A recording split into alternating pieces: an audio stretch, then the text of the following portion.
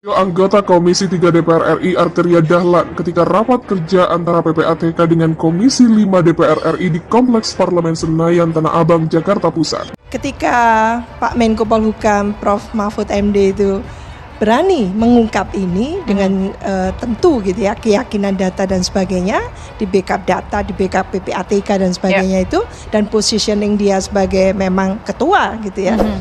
Kalau menurut saya itu nggak bisa diragukan lagi gitu. Cuman ini dibahas di institusi politik, di lembaga politik yang namanya Dewan Perwakilan Rakyat. Ya mudah-mudahan mewakili rakyat.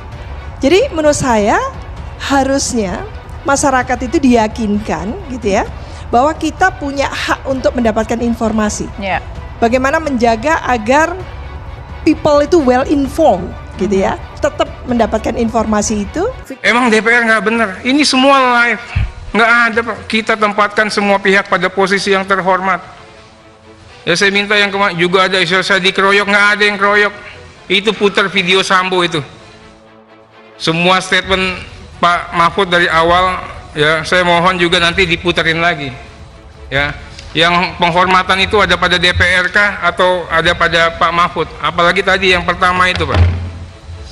Tiba-tiba hadir, saya maunya begini, saya akan bagi dua ini. Ya udahlah, hanya Pak Mahfud yang diberikan kewenangan untuk bisa ngatur persidangan selain ketua sidang. Walaupun tadi saya katakan paroninya tidak tegas, saya minta diganti.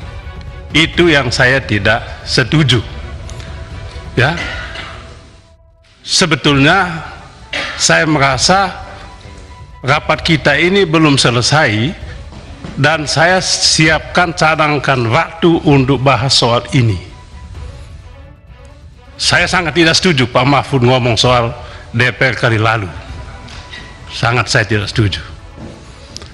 Dan jangan lupa juga, selama Pak Mahfud jadi ketua MK, hakim MK selama beliau masuk BUI. Jangan dong selalu kalau begitu kita katakan hakim MK juga calon. Video anggota Komisi 3 DPR RI Arteria Dahlan ketika rapat kerja antara PPATK dengan Komisi 5 DPR RI di Kompleks Parlemen Senayan, Tanah Abang, Jakarta Pusat. Dalam video itu, Arteria Dahlan mengaku kepada Kepala Pusat Pelaporan dan Analisis Transaksi Keuangan, Ivan Yustiavandana, mengetahui semua aib setiap anggota DPR RI. Sedikitnya ada uang 1 triliun hasil kejahatan lingkungan mengalir ke partai politik untuk pembiayaan pemilu 2024. Begitulah ungkap Arteria Dahlan. Kita diajarkan penghormatan antar lembaga, Pak. DPR ini, Pak, tahu semua orang salahnya, Pak. Aibnya tahu. Begitulah bebernya. Walau begitu, Arteria Dahlan mengaku tidak asal mengumbar aib seperti yang dilakukan Mahfud MD soal transaksi janggal di Kementerian Keuangan senilai 349 triliun. Alasannya karena antar sesama anggota DPR, dirinya disiplin menjaga kehormatan dan menghormati antar politisi partai politik. Tapi kami berdisiplin, gak mengumbar aib, karena buat apa aibnya diumbar kalau masalahnya gak selesai. Begitulah kata Arteria. Video yang beredar luas di medsos dan viral itu pun diunggah kembali Peter F. Gonta. Dirinya menilai sikap Arteria Dahlan sangat kocak karena saling melindungi sesama anggota DPR yang telah melakukan kejahatan. Sesama rampok harus saling melindungi. Ini asli lucu. Nonton sampai habis ya.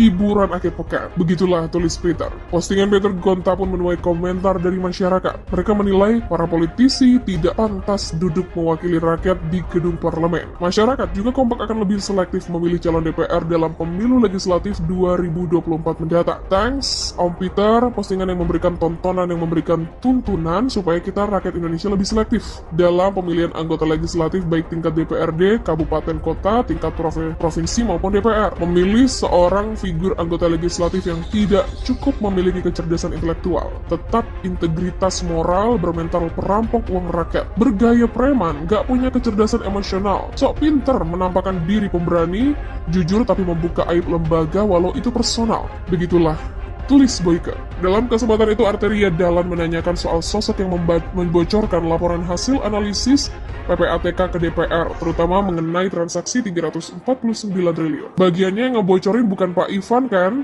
Yang memberitakan macam-macam bukan dari mulutnya Pak Ivan kan? Tanya Arteria Dahlan. Bukan.